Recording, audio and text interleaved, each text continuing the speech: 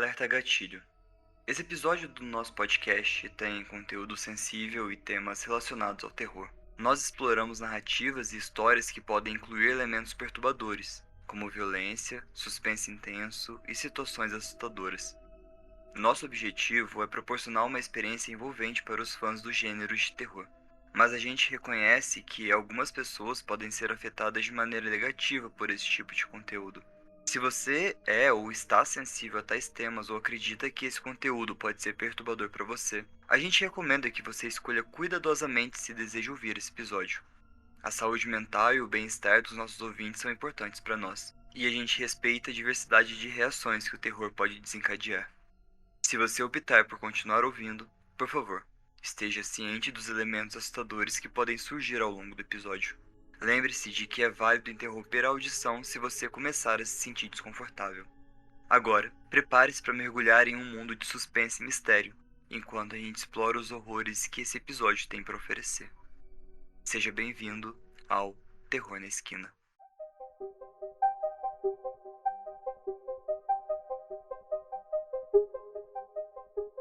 Olá, ouvinte! Seja bem-vindo ao Terror na Esquina. Eu sou o Fê, e no episódio de hoje a gente vai ler mais uma creepypasta clássica. Ela se chama 1999 e ela foi postada num blog chamado Slack LaLanne pelo Camden Lamont. Ele ia atualizando esse blog de acordo com o tempo, em tempo real. Então sempre tinha entradas novas nesse blog e virou uma creepypasta. Ela conta a história de um canadense chamado Elliot, que estava investigando um misterioso canal de acesso público chamado Caledon, Local 21, e que tinha um mascote chamado Mister Beer, e ele apresenta o porão do Mister Beer. E o resto vocês vão descobrir na leitura da creepypasta. Então, bora começar?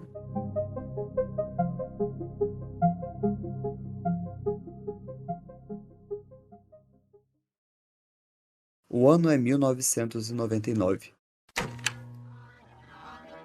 Caros telespectadores, a transmissão está prestes a começar. Boa sorte. Essa frase me traz de volta à minha turma do último ano do jardim de infância, quando eu tinha 5 anos, onde a gente costumava ler a data no quadro negro todos os dias. O ano de 1999 existe como uma mancha na minha mente, mas como uma lembrança que não quer ir embora, por mais que eu tente esquecê-la.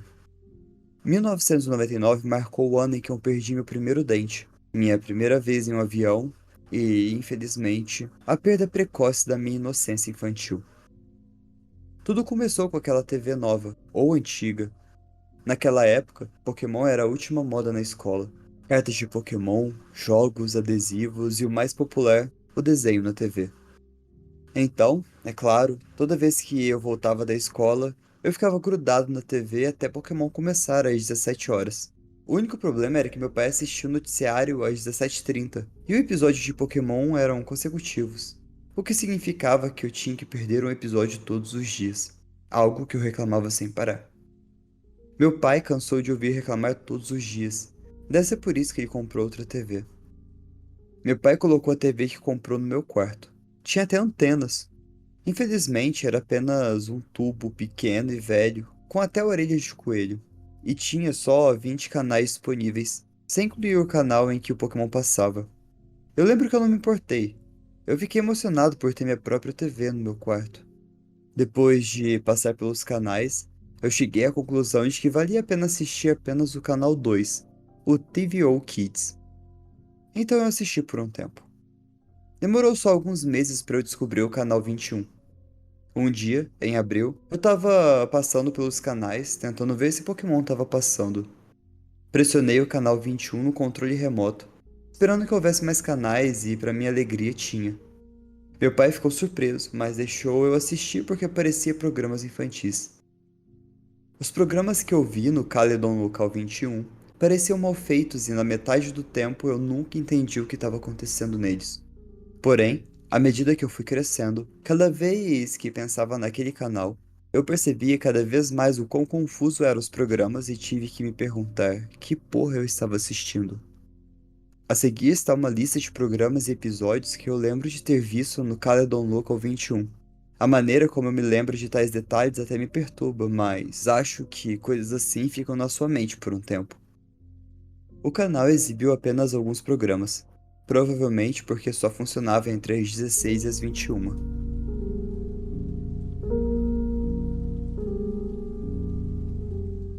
Abril de 1999.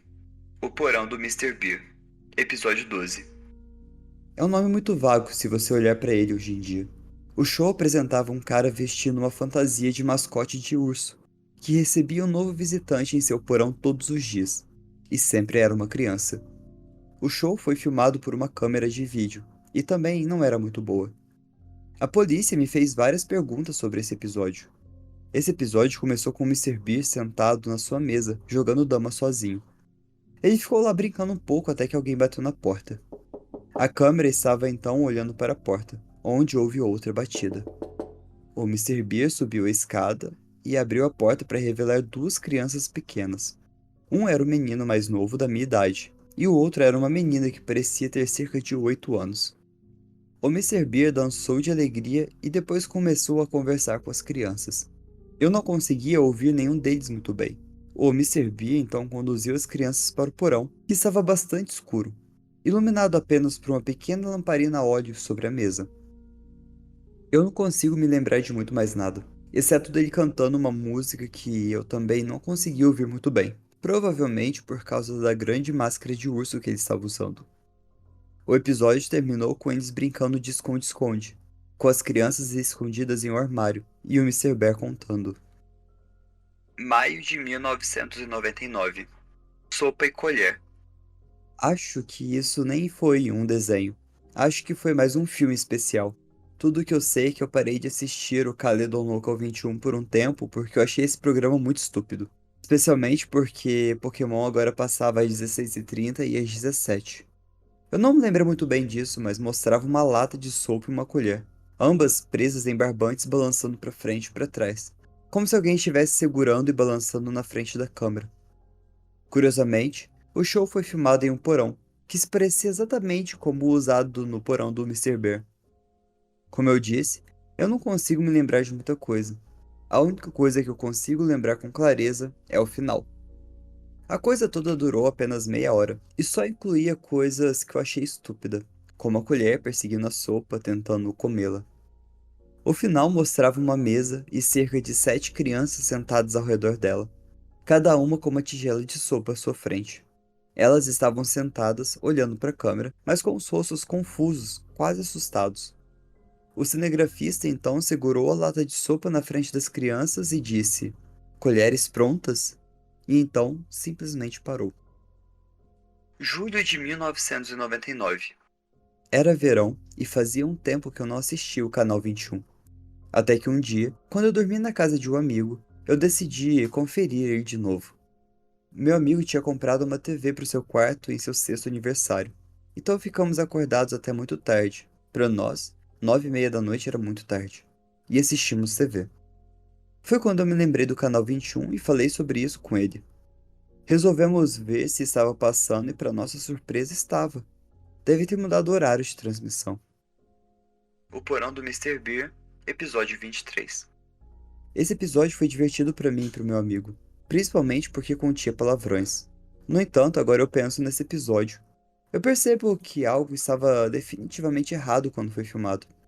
O episódio começou com a câmera de lado, de frente para o Mr. Bear, que descia as escadas em direção ao porão. A câmera então apagou por cerca de um segundo, antes de desaparecer e voltar à posição vertical e encarar o Sr. Bear, que havia também outro garoto conversando com ele, mas esse garoto parecia ter 11 ou 12 anos. Ele ficou conversando com o Mr. Bear por um tempo, mas eu não consegui ouvir muito bem. De novo a câmera de vídeo de baixa qualidade, até que o garoto começou a levantar a voz. O garoto dizia que já era tarde e a irmã tinha que ir para casa. Também dava para ouvir mais vozes ao fundo. Eu me lembro do Mr. Bear dizendo claramente: Sai que você não foi nem convidado, moleque. com uma voz profunda e abafada pela máscara de urso. Eu me lembro do meu amigo e eu nos entreolhando e rindo na menção da palavra proibida, Mas o episódio ficou mais estranho. O garoto começou a subir as escadas antes de se virar e dizer que ia chamar a polícia. Mr. Bear começou a correr em direção ao garoto, que começou a gritar e correr também. A câmera então desligou, e esse foi o fim do episódio. O canal então ficou estático logo depois. Agosto de 1999. Eu não queria assistir o canal 21 depois disso. Em agosto eu fiquei mais curioso para ver o porão do Mr. Bear por algum motivo.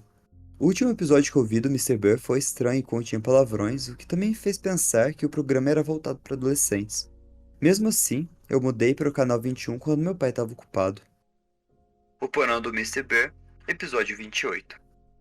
Aparentemente, esse episódio foi exibido durante todo o mês de agosto. Foi muito estudado pela polícia. O episódio inteiro foi apenas o Mr. Bear sentado em uma cadeira conversando com o público. Você tem vontade de conhecer o porão do Mr. Bear, pequena criança? Ah, pensando justamente em você, eu decidi abrir uma série de visitinhas. É muito simples. Basta enviar uma carta para este endereço. Eu estarei esperando ansiosamente para brincar com todos vocês. Então a tela mudou para uma tela branca com letras multicoloridas, que era possível ler o endereço. E foi isso que permaneceu pelo resto do episódio. Isso se repetiu por 5 horas todos os dias até setembro chegar. E adivinha o que eu fiz? Eu enviei Mr. Bear ou aquele bastardo doente que lhe entregou uma carta. Fiz isso principalmente por curiosidade. Meu pai concordou com isso porque achou que era um programa infantil legítimo, mas, novamente, ele nunca viu nada do que estava no canal 21. Então, escrevi uma carta usando a minha melhor letra possível. Acho que eu apenas disse como eu queria conhecer o Mr. Bear. Então, meu pai enviou a carta para o endereço do programa. De qualquer maneira, ela permaneceu no ar todo dia por algum motivo. Demorou cerca de uma semana para obter uma resposta, o que me surpreendeu. Ainda tenho a carta que recebi em 15 de agosto de 1999, e a carta dizia: Ah, caro Elliot, você não faz ideia do quanto a sua carta me deixou feliz. É claro que você vai ser muito bem recebido no porão do Mr. Bear. A gente vai ver filme, a gente vai brincar bastante e a gente pode até acampar na floresta à noite, que tal? Então vem, garoto, não perde tempo. O endereço você já sabe, é rua...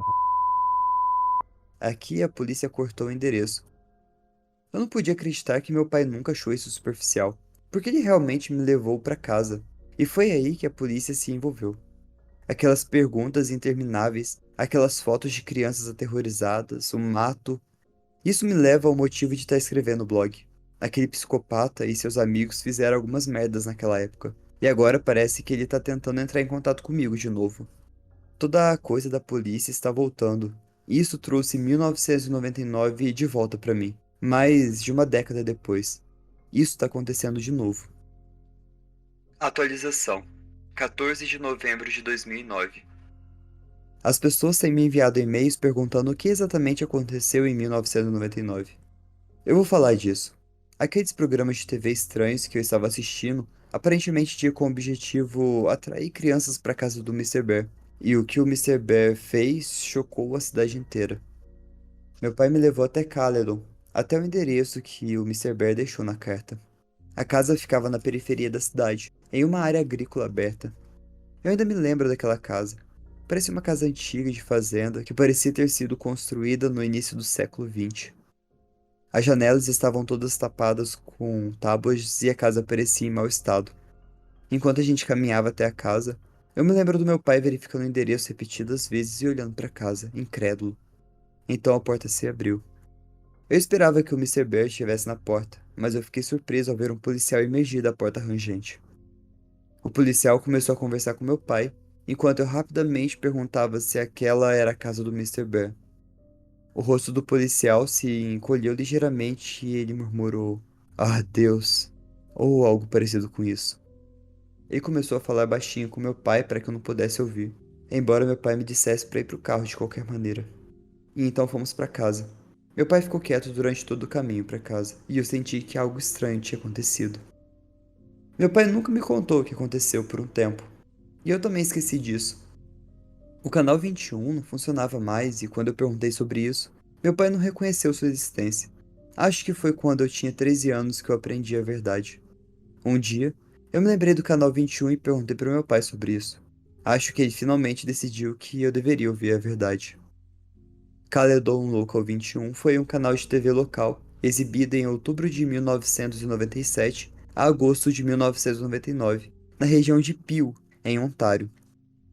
Todo o canal foi feito a partir de uma casa em Caledon, a que eu visitei, e dirigido por um homem que não era conhecido por ninguém na cidade. O canal só estava disponível para TVs mais antigas porque o sinal era captado apenas por antenas, as frequências mais fracas. O homem criou todos os programas do canal, todos infantis. Ele era o Mr. Bear e o misterioso cinegrafista. A verdadeira razão pela qual ele criou o canal foi mais perturbadora do que pensava originalmente. Como você já deve ter adivinhado, ele sequestrava crianças e as mantinha em seu porão. Mas embora a maioria das pessoas pensasse que ele era um molestador de crianças em série, ele realmente queria usar as crianças para outro propósito. No dia em que eu cheguei, o homem tinha fugido de casa na noite anterior, um dia antes da polícia entrar para a investigação. Eu não era o único que estava assistindo. Atualização: 2 de dezembro de 2009. Desculpa por não responder nenhuma pergunta. Já faz um tempo que eu não acesso minha conta de e-mail. De qualquer forma, deixa eu te esclarecer as coisas que eu sei. Em outubro, visitei a casa que pertencia ao homem que dirigiu Caledon Local 21. Duas mulheres moravam lá, administrando uma creche, que irônico. Agora, para responder as perguntas que vocês me enviaram por e-mail. Quem mais assistiu Caledon Local 21? Eu sei que outras pessoas assistiam com certeza, incluindo aquelas crianças que acabaram na casa do Mr. Bear, depois de algumas pesquisas no Google. Eu encontrei algumas pessoas nos fóruns do Newseeker que estavam discutindo o programa Caledon Local 21.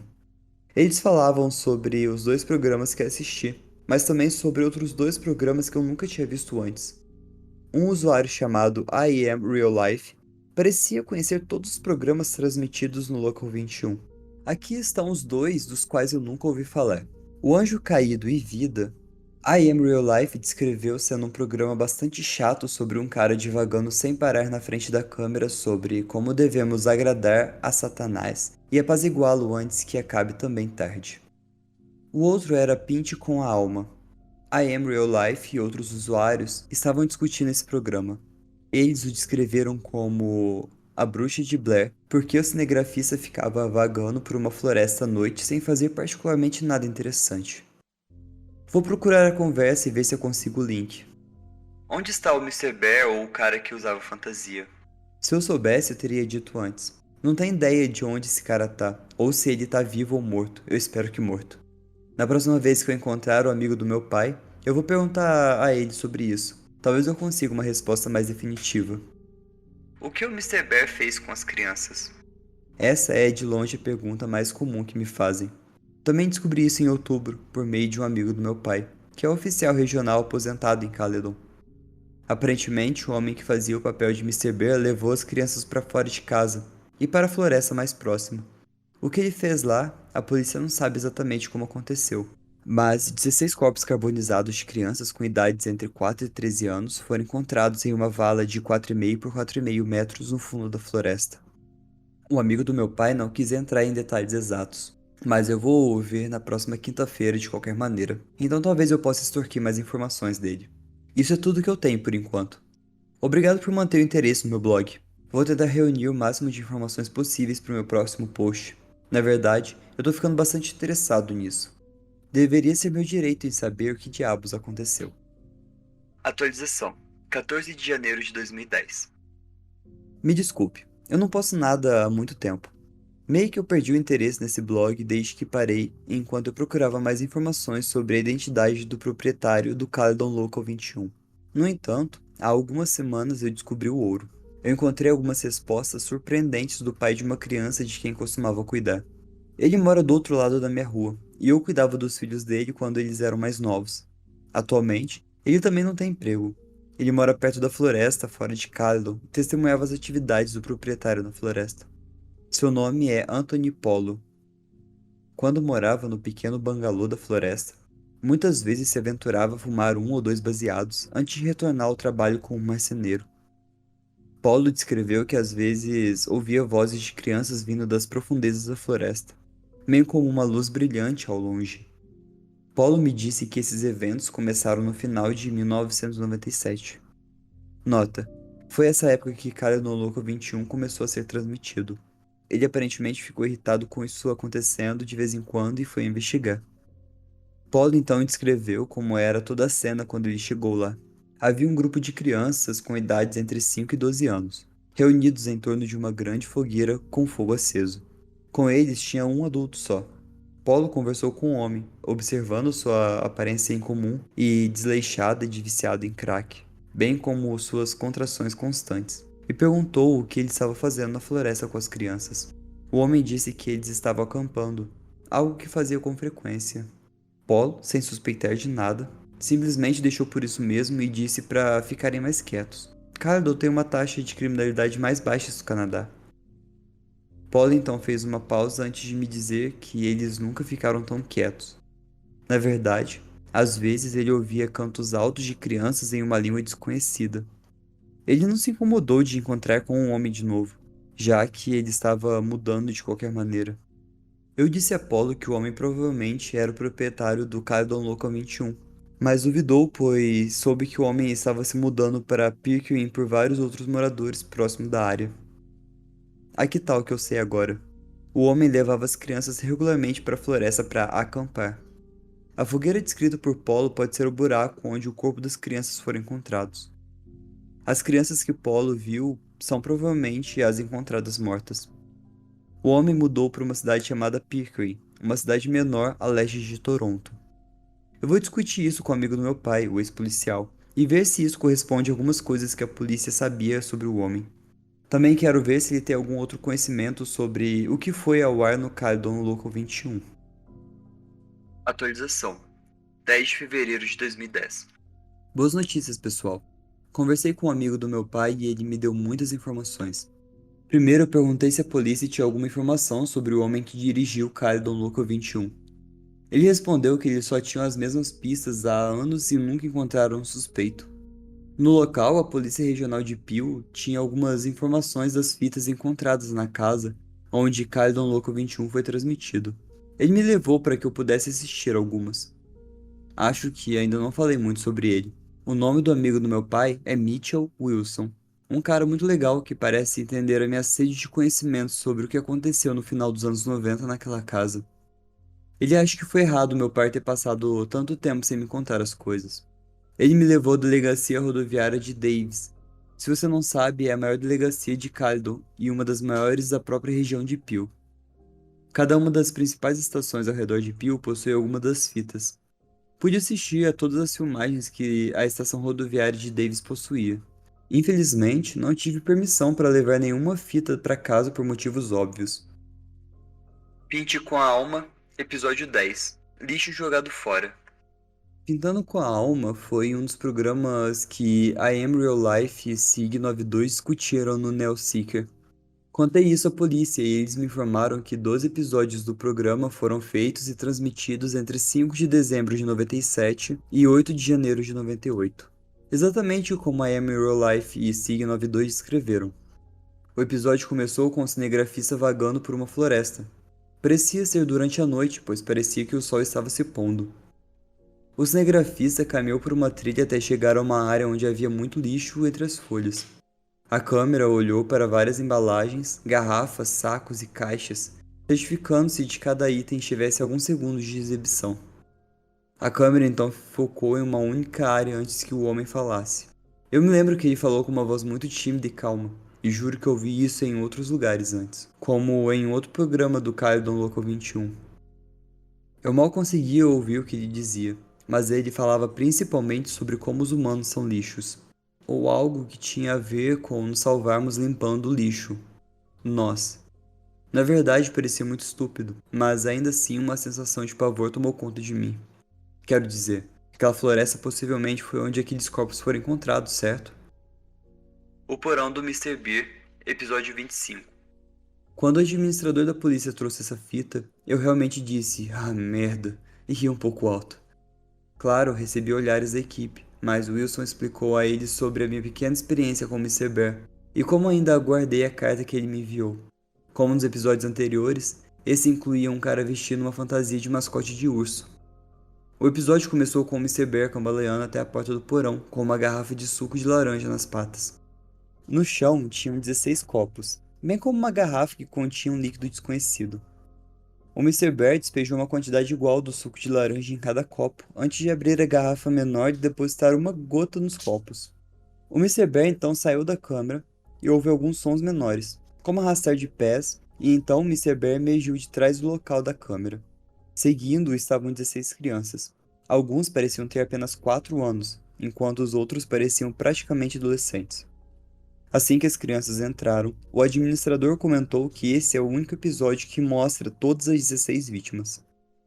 Todas as crianças pareciam bastante satisfeitas, exceto um que tinha hematomas visíveis no rosto e, ao contrário das outras crianças, tinha uma expressão mais medrosa. Ele também parecia ter entre 11 e 12 anos, o que me fez reconhecê-lo. Ele foi o garoto que perguntou sobre sua irmã e depois teve um destino desconhecido no final do episódio 23. Aquele episódio que assisti em julho de 1999. Quando contei isso ao administrador, ele confirmou que era a mesma criança. Ele também apareceu no episódio 24, episódio que foi ao ar apenas uma vez, às 15 horas de julho de 1999. A polícia ainda não encontrou a fita. O Mr. Bear então começou a cantar, cantando sobre frutas cítricas e como a vitamina C era boa para você. Eu mal consegui ouvir a letra porque ele estava abafada pela máscara do urso. Todas as crianças bebiam suco. Aquele do episódio 23 fazia isso com bastante relutância. E o episódio termina. Depois de ver as fitas em poder da delegacia de polícia de Davis Road, estou satisfeito, mas apenas temporariamente. Ainda quero saber a história completa.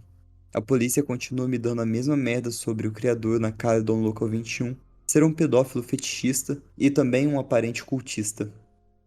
Eu vou assinar por enquanto, entrar na universidade primeiro e obter informações mais tarde. Eu espero voltar a este blog o mais rápido possível. Atualização: 8 de maio de 2010. No mês passado, finalmente consegui minha licença G2. Em Ontário, Canadá, isso permite que você dirija sozinho e também com alguns passageiros após 6 meses. Eu, é claro, aproveitei isso e fui até Caledon para um pequeno passeio de domingo. Como faz algum tempo que eu não atualizo esse blog, resolvi visitar a casa onde fica o infame canal da minha infância. A casa parecia diferente da última vez que eu vi em outubro. O local não servia mais como creche, ficando apenas abandonado. No entanto, ele tinha uma placa de "à venda", mostrando que alguém ainda era o proprietário, mas queria se livrar dele. A casa abandonada trouxe lembranças confusas da minha mente, principalmente daquele dia que meu pai me levou para visitar o Mr. Bear. Uma sensação de pavor tomou conta de mim. O que aconteceu com as crianças enquanto moravam naquela casa? Subi os degraus até a porta da frente e espiei pela janela. Lá dentro eu pude ver um corredor quase vazio, com caixas no final. No final do corredor, à direita, tinha uma porta aberta que provavelmente levava à cozinha. À esquerda haviam 2 portas, ambas aparentemente conduzindo aos quartos visíveis através das janelas externas. Eu me perguntei aonde ficava a entrada do porão, e se ela havia sido lacrada. Fui até os fundos da casa e encontrei a minha resposta. 2 portas de madeira dispostas num ângulo quase plano estavam fechadas com um cadeado. Isso tinha que levar ao porão. Não querendo ficar por aqui, você pode imaginar o que se passava na minha mente naquele momento. E eu fui embora. Atrás da casa, o campo vazio continuava até chegar a uma densa floresta que delineava o horizonte. Eu me perguntei se aquela seria a floresta onde foram encontrados os corpos das crianças. Pensei comigo mesmo, foda-se, e comecei a atravessar o campo atrás da casa em direção à floresta. A floresta estava estranhamente silenciosa, exceto pelos poucos sons periódicos de um pica-pau perfurando uma árvore distante. Eu cuidadosamente avancei mais fundo na floresta, sem realmente me importar com o fato de que não tinha ideia de onde eu estava indo. Não sei como explicar, mas parecia que havia algo que eu precisava encontrar. Cheguei a uma parte mais estreita da floresta e a algumas casas pequenas ao longe. A casa de Polo passou pela minha cabeça e me perguntei se essas casas teriam pertencido a ele. Eu me aproximei de uma pequena clareira onde eu pude ver 3 toras do tamanho adequadas, reunidas em torno de uma árvore preta. "Ei, saia do nosso forte!" Essas palavras quase me deram um ataque cardíaco. Eu virei para a esquerda e vi duas pessoas vestidas de escuro, correndo na minha direção. Meu pensamento inicial foi correr, mas quando eles se aproximaram eu vi que eram apenas crianças no início da adolescência. Possivelmente com 13 ou 14 anos, talvez até 12. Quando se aproximaram de mim, eles perceberam meu tamanho. Nós dissemos: "Ah, deu fora." O maior, que estava vestindo uma camisa do Slipknot, disse sem entusiasmo. Eu mantive minha posição e dei de ombros. O mais baixo, que usava uma camiseta do Metallica, sacou uma faca borboleta e apontou na minha direção. "Não, você não vai fazer isso, né?" Eu disse em um tom profundo e sério, tentando soar o mais durão possível, e peguei meu celular. Os dois garotos se retiraram, o que usava a camisa do Metallica guardando a faca. "Olha, cara, a gente não gosta de gente no nosso forte, então você pode ir embora?" Disse aquele com a camisa do Slipknot, obviamente intimidado. De qualquer forma, eu não tinha nada para fazer na floresta, então eu simplesmente disse tudo bem e virei as costas antes de perceber que tinha uma grande oportunidade. Algum de vocês já ouviu falar de um cara que assassinou um monte de crianças nessa floresta anos atrás? Eu perguntei às crianças. Os dois se entreolharam confusos antes que o que vestia a camisa do Metallica respondesse: "Sim, todo mundo conhece esse cara." E ele me disse como se eu fosse estúpido. O garoto de camisa do Slipknot continuou: "Ele ainda mora por aqui, no bueiro. O amigo do meu irmão mais velho disse que uma vez viu ele fantasiado de urso vagando pela floresta à noite." Meus instintos me disseram que isso provavelmente era mentira, e o proprietário do Caledon Local 21 provavelmente já tinha ido há muito tempo, existindo apenas como um folclore nessa comunidade menor e isolada. No entanto, como ser humano, o pensamento do misterioso desconhecido despertou um interesse interno. "E onde fica o bueiro?" Eu perguntei, só por curiosidade, na verdade, eu não acreditava na história do garoto. O garoto de camisa do metálico olhou para mim por alguns momentos, seus olhos aparentemente cheios de aborrecimento, mas de curiosidade por mim. "Você não é daqui, é? Por que você veio aqui?" Eu admito que eu fiquei um pouco surpreso com a natureza da sua pergunta. No entanto, eu achei melhor explicar por que eu estava ali, caso as pessoas confundissem as minhas intenções. Contei às duas crianças sobre minha experiência com um homem e o Caledon Local 21. As crianças pareciam familiarizadas com o local, pois sorriam e se entreolhavam quando eu mencionei isso. Eles também se tornaram mais compreensivos e me deram uma descrição detalhada de como chegar no bueiro. Pouco depois, eu decidi simplesmente dar meia volta por onde eu vim e voltar para casa, deixando as crianças no seu forte. Mas agora você provavelmente está se perguntando por que eu deixei de fora tantos detalhes sobre o que as crianças me contaram agora há pouco. É porque eu estou optando por concluir o que eu reuni agora. Aqui está o que as crianças me contaram em detalhes. O bueiro fica à frente do forte das crianças, na mesma direção que eu estava indo. O dreno termina em um pequeno rio por onde é escoada a água de acesso. Perto daqui tem um pequeno parque infantil. As crianças me disseram que as pessoas raramente o usam. O homem supostamente mora no grande cano por onde escoa a água da chuva. As pessoas o viram, embora sempre usando uma máscara ou a fantasia toda do urso. Nota: eu não acredito que isso seja verdade. Na verdade, é simplesmente um mito inventado pelos moradores de Caledon. A história não parece de forma alguma plausível, porque ninguém chamou a polícia. Esse cara não parecia suspeito? E outras questões como essas me deixaram com a história invalidada. Eu posso visitar o bueiro, não porque eu acredite na história, mas porque eu quero uma desculpa para visitar Caledon de novo, para que esse blog não morra. Sem mais fitas para assistir, não sei mais o que falar. Obrigado por continuar apoiando a mim e o meu blog. Sei que muitos estão ansiosos por mais informações sobre o que aconteceu em Caledon durante 1999. Eu farei o melhor para continuar a minha pesquisa sobre o tema. Atualização: 7 de outubro de 2010. Uau, quase 5 meses desde a última atualização. Acho que todo mundo pensou que eu estava morto, né? Felizmente eu não tô. Mas falando sério, tenho estado realmente ocupado nos últimos meses. E um blog sobre algo que poderia ter me matado quando eu era criança está pouco abaixo da minha lista de prioridade atual. A partir de agora eu estou morando em Waterloo, em Ontário, cursando Engenharia da Computação na Universidade de Waterloo. Como você pode imaginar, engenharia não é um problema, então obviamente quase me esqueci desse blog. Mas como você pode ver agora, eu tô de volta. Eu lembrei de visitar o bueiro sobre o qual as crianças da floresta em Caledon me falaram. Estava numa clareira entre as áreas arborizadas, perto de um pântano. Infelizmente, não encontrei absolutamente nada, exceto uma tartaruga que se retirou para sua casa quando eu vi. Tirei algumas fotos do tubo que postei aqui também. Além disso, me deixe dizer que não foi um bueiro como eles me disseram que era. O que eu vi foi um cano simples, possivelmente para canalizar a água de acesso do pântano. No entanto, quando eu voltei de Cardon, simplesmente adiei o upload de tudo até me esquecer completamente do meu blog. Simplesmente não parecia mais importante, por favor me perdoe. Só recentemente é que eu estou novamente interessado no caso. No dia 10 de setembro, recebi um e-mail deste endereço de e-mail, returntheb, seria como volte para o B, @hotmail.com. Engraçado, né? Bom, fica melhor. Vou copiar e colar exatamente o e-mail que esse cara me enviou. Caro Elliot, meu querido menino, você vê que essa história pode ou não ser verdadeira, mas pode acontecer. Existem muitos horários de transmissão. Se você tiver dinheiro, pode ter um canal de TV de acesso público. Alguns canais de acesso público compartilham o tempo de transmissão, como o EWTN, canal regional com sede em Michigan, que mostra a programação católica. Mas fora do horário de transmissão tem programas independentes ou apenas tela azul. As redes a cabo possuem canais vazios disponíveis para aluguel de espaço. Portanto, o cenário de um pedófilo alugando um canal na TV básica não é nada improvável. No entanto, a TV de acesso público é amplamente revisada e pode ser encerrada a qualquer momento. Essas são as regras para os Estados Unidos, não para o Canadá, onde essa história aconteceu. Então, se isso acontecesse nos Estados Unidos, o pedófilo seria rastreado e preso imediatamente. Sim, essa história pode acontecer, mas é improvável. Sem abraços fofos, Mr. Bear. Esse e-mail falso e parece quase corrompido, mas ainda assim gostaria de agradecer a quem enviou. Embora eles precisassem de algumas aulas de inglês, só de ler esse e-mail já me assustei.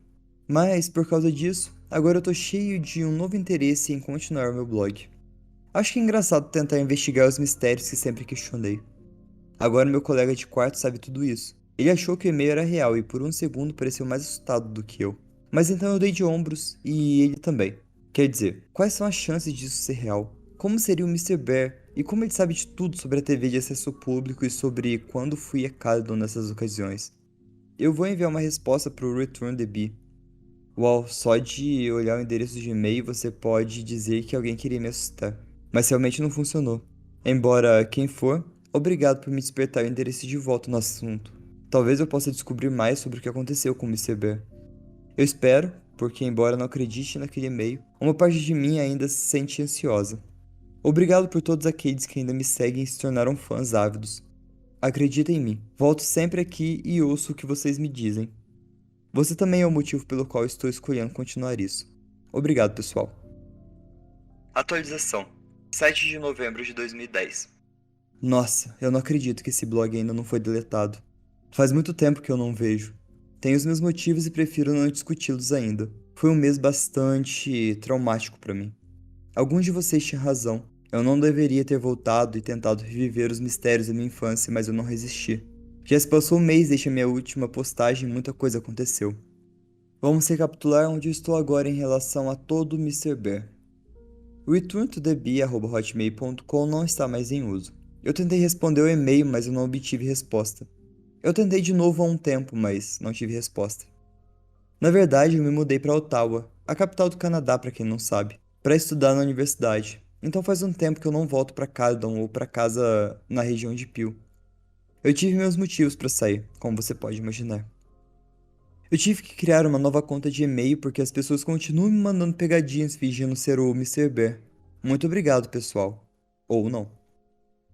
Mas por que eu me aventurei a voltar a esse blog? Porque Mitchell Wilson, lembra do amigo ex-policial do meu pai? Me telefonou no dia 23 de outubro sobre uma fita que foi encontrada em uma filial da Biblioteca Pública de Brampton. Brampton é minha cidade natal, caso você não tenha percebido isso. Ele afirma que não tem permissão para discutir o conteúdo da fita comigo, pois ela ainda está como evidência, mas me pediu para ir dar uma olhada quando eu voltasse para casa. Aquela fita fez as engrenagens girarem de novo porque todos nós sabemos o que estava nas últimas fitas que eu vi. Só posso imaginar o que pode haver nele. Suponho que deve ser algo a ver com o Caledon Local 21. Acho que eu só queria dizer que continuo esse blog e obrigado a todos que ainda o seguem. Não sei quando será minha próxima postagem, mas quando vir aquela fita vou escrever e contar a vocês. Não sei o que esperar, mas a ideia de ver outra fita me interessou novamente por todo esse mistério. Elliot. Atualização 21 de janeiro de 2011. O final de 2010 para o ano novo foi terrivelmente longo para mim. A universidade tem me proporcionado as habituais noites sem dormir, especialmente desde que me transferi para Ottawa, que é o lugar certo para festejar. Mas agora eu estou de volta à casa do meu pai em Brampton, a cidade onde eu cresci. Cheguei em casa no dia 18 de dezembro e estive de visita com os amigos e familiares, ou pelo menos é o que eu preferia ter feito. Agora, aquela alegria festiva que eu costumo ter nessa época do mês está ausente. Para responder às centenas de e-mails e comentários que eu recebi, sim, eu vi as fitas que o amigo do meu pai, o Mitchell Wilson, prometeu me mostrar. Essas fitas, entretanto, funcionam como uma maldição. Quero saber mais, mas quero esquecer tudo. Eu não pude evitar. Eu precisava ver aquelas fitas. Não só por mim, mas por todos vocês, que estão aqui tão intrigados quanto eu por aquele homem sinistro vestido de urso no meu passado. No entanto, depois de ver essas fitas, sinto aquele pavor dentro de mim mais uma vez. Aquela sensação de que eu sei que todas aquelas crianças nesses vídeos estão mortas. Que eu poderia ter sido uma daquelas crianças e que a humanidade é uma escuridão. Se você não pulou esse parágrafo para ver os detalhes mais suculentos abaixo, obrigado por ouvir as minhas divagações. No dia 1º de janeiro, liguei para Mitchell Wilson e perguntei se haveria um horário que eu poderia passar para ver as fitas. As coisas estavam bem lentas na estação por causa de uma tempestade de neve, então ele disse que eu poderia descer a qualquer horário naquele dia. As fitas estavam localizadas em uma filial não muito longe de mim, então eu enfrentei a estrada lamacenta e os terríveis motoristas de Brampton e me dirigi à esquadra regional de polícia de Peel, localizada no centro da cidade de Bramalea. Encontrei Wilson na recepção, onde ele me levou ao segundo andar em um pequeno escritório. Ele me instruiu a se sentar e esperar enquanto ele pegava as fitas. Antes de sair do escritório, ele se virou para mim e disse: "Eu sei que você tá curioso, mas tem certeza que quer fazer isso?" Claro que sim, ou pelo menos pensei assim. Além disso, o amigo de Wilson mexeu muitos pauzinhos para ele me levar até lá, e eu não queria desperdiçar a oportunidade. Essa estação em particular tinha 2 fitas em mãos. Só consegui assistir alguns minutos de filmagem porque a segunda fita estava aparentemente muito danificada para ser reproduzida em um videocassete. O Porão do Mr. Bear, episódio 30. Mr. Bear nunca parou de me perturbar, especialmente depois do que aconteceu quando eu era mais jovem. Esse episódio aconteceu em uma floresta ao entardecer, tornando-o um pouco difícil de ver, especialmente considerado a qualidade do filme, uma marca registrada de qualquer coisa do Caledon Local 21. O episódio começou com as câmeras nas patas do Mr. Bear apontando para si mesmo. Aquela máscara de urso parecia mais sinistra na sombra das árvores. A inconfundível voz abafada falou: Olá, crianças. Hoje eu vou fazer uma coisa maravilhosa para os meus amigos. Eu vou enviar vocês para um lugar que com certeza vocês serão muito mais felizes. O urso virou a câmera para mostrar um quadriciclo com um trailer acoplado. Mas o que mais se destacou foi que o trailer continha 7 crianças imóveis deitadas lado a lado. Este aqui é o primeiro carregamento, mas tem mais a caminho. O Mr. Bear se virou e apontou a câmera para uma grande lona de estopa espalhada no chão. Ele pegou a lona, revelando um grande buraco que deveria ter pelo menos 3,6 metros de profundidade e talvez cerca de 4,5 metros de largura. O resto do episódio consistiu do Mr. Bear pegando cada criança e jogando no buraco. Perguntei a Wilson se eles estavam mortos, ao que ele balançou a cabeça e respondeu: ainda não. Logo todas as crianças estavam na cova. Alguns ficaram em posições inadequadas por terem sido jogados, mas permaneceram inconscientes. A vitamina C vai ajudar as crianças nessa grande jornada que as espera. Fiquem tranquilos. Bear mencionou isso enquanto girava a câmera em direção a várias garrafas de gasolina ao lado do arbusto. A câmera deu um zoom nas garrafas enquanto o Mr. Bear cantarolava antes do episódio terminar. Wilson me revelou que essas eram 7 das 16 vítimas encontradas queimadas. A gasolina é o que o homem que interpreta o Mr. Bear usou para incendiá-los. Um poço inteiro de crianças em chamas. Quem diabos faria isso? Esse sentimento de pavor me tomou de novo quando eu percebi que eu poderia ter sido uma dessas crianças. Wilson me explicou que tinha mentido. A outra fita confiscada pela polícia de Bramalia realmente funcionava e continha filmagens do incêndio real. Contudo, ele sentiu que não seria capaz de lidar com a natureza perturbadora e gráfica do episódio. E sabe de uma coisa? Talvez eu não consiga. Eu nem quero ver isso. Eu tô satisfeito por enquanto, mas eu só preciso de um tempo para me recompor. A questão é que o homem que dirigiu Caledon Local 21 ainda tá por aí. Mas em breve, Elliot. Henry. Era uma vez um menino chamado Elliot. Elliot era um menino inteligente que adorava brincar com os amigos. Um dia, ele assistiu a um adorável programa de televisão sobre um urso e seus amigos. As crianças adoravam ajudar umas às outras, como as boas crianças deveriam fazer, mas também adoravam o urso.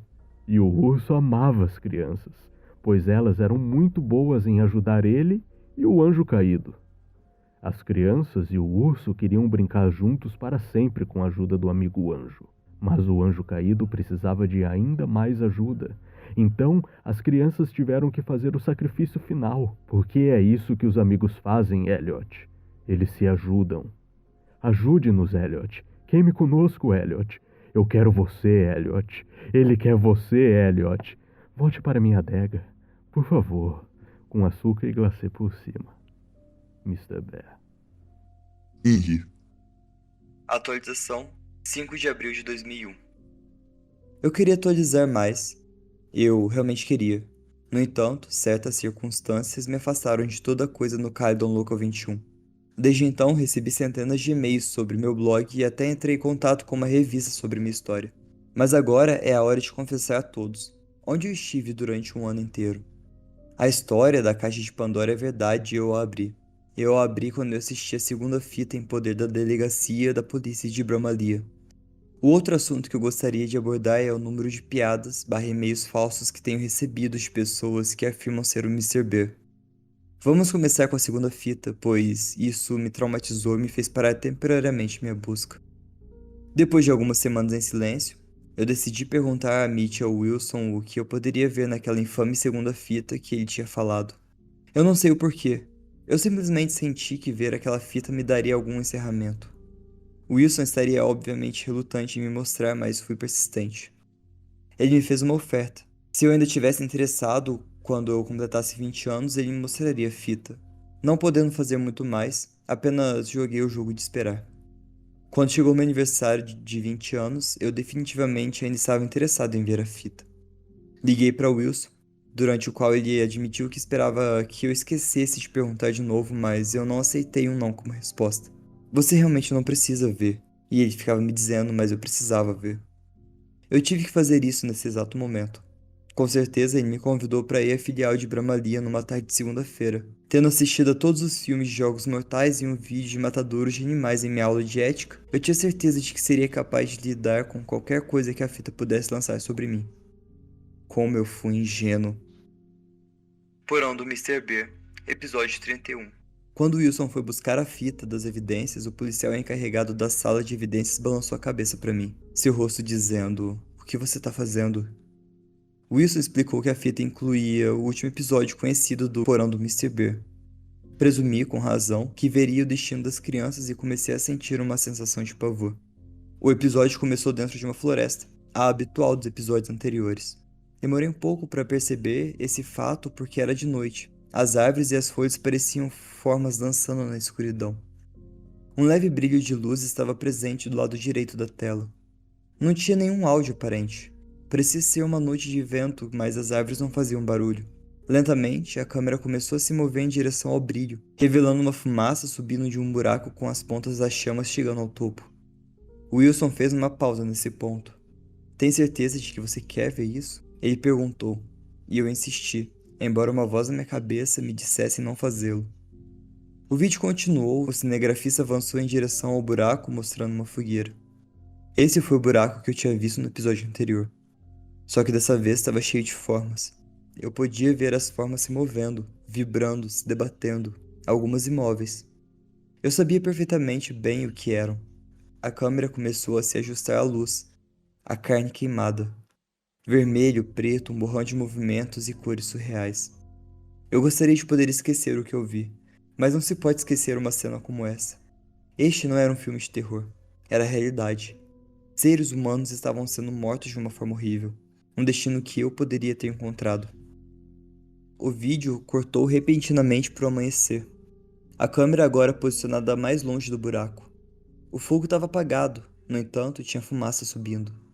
Uma figura estava na frente. Eu reconheci imediatamente. O traje do Mister Bear estava estendido no chão, vazio. Parecia igualmente enervante. O traje foi disposto em forma de cruz. O cinegrafista deu a volta no traje, tratando como um artefato precioso. Colocado na cabeça do traje tinha uma placa. Em letras vermelhas, INRI foi expresso. O cinegrafista voltou para a extremidade do traje, ampliando o rosto do urso. O episódio finalmente terminou. Eu fiquei sem palavras. Foi como um sonho. Você pode encontrar muitas coisas terríveis na internet, mas eu nunca tinha visto nada assim. Wilson perguntou se eu estava bem e respondi com um trêmulo sim. Ao sairmos, garanti a ele que eu estava bem e que o vídeo me deu um encerramento de todo o incidente. Ele não parecia muito confiante em mim, mas deixou por isso mesmo. Ele estava certo, porém. Tive pesadelos durante semanas. Eu desisto. Eu não me importava mais com a coisa toda. Um homem doente queimou um monte de crianças vivas, atraindo-as com um canal de TV infantil falso. Eu poderia ter sido uma das vítimas, mas aqui estou. Suponho que deveria estar grato, mas eu me sinto culpado. Eu ainda estou aqui apenas por pura sorte? 10 meses depois eu estou de volta, mas agora preciso abordar outras coisas. Meu e-mail foi inundado de mensagens. Algumas pessoas pedem mais detalhes, algumas perguntam se eu posso enviar as fitas, e algumas pessoas me enviaram algum e-mail alegando ser o Mister Bear. Eu não consigo fazer o upload das fitas porque A. Estão em posse da polícia como prova, B. Não tenho ideia de como transferir um VHS para o computador. Quantas pessoas que fingem ser o Mister Bear, vocês não estão me enganando. Quando você tem dezenas de pessoas fingindo ser a mesma pessoa, isso não funciona. Eu até vi um canal falso do Caledon Local 21 no YouTube, que é fofo, mas ainda não é real. Ainda mais irritante é o fato de alguém ter hackeado minha conta só pra colocar algum poema maluco sobre mim nesse blog. Vou deixar na entrada acima deste só pra mostrar a vocês. Eu entrei em contato com o meu webmaster sobre a entrada e fui informado que ela foi postada no Halloween. Oh, que assustador.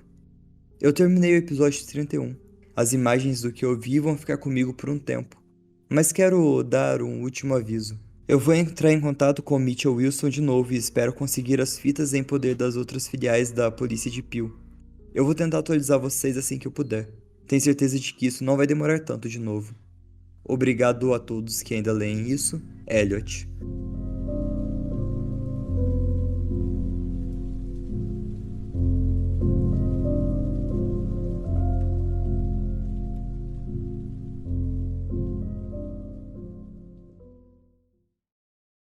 Pessoal, essa foi a Imensa Creepypasta 1999.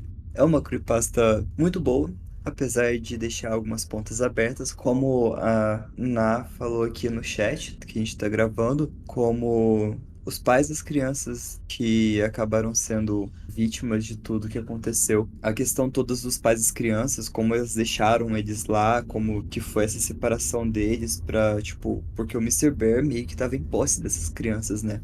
Mas eu lembro de, na creepypasta, falar que tinha uma creche onde funcionava o Mister Bear, o porão, onde eram gravados, o Mister Bear funcionava uma creche na parte de cima. Pelo que eu entendi na creepypasta, ficou um pouco confuso, devia ter explorado um pouco mais. Mas ainda assim tem aquele gostinho de creepypasta clássica, porque essa entra como uma creepypasta clássica. Ela foi tão difundida que criaram um fandom para ela, cardonlocal21.fandom.com.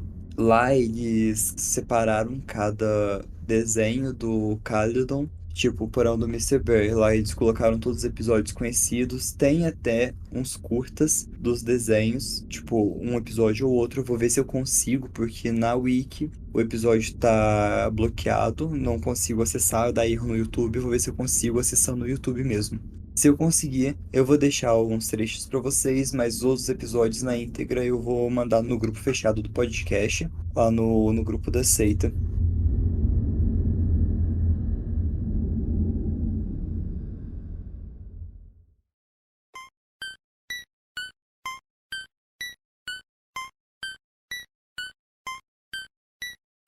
Foi esse o episódio, pessoal. Obrigado a todos que ficaram até aqui.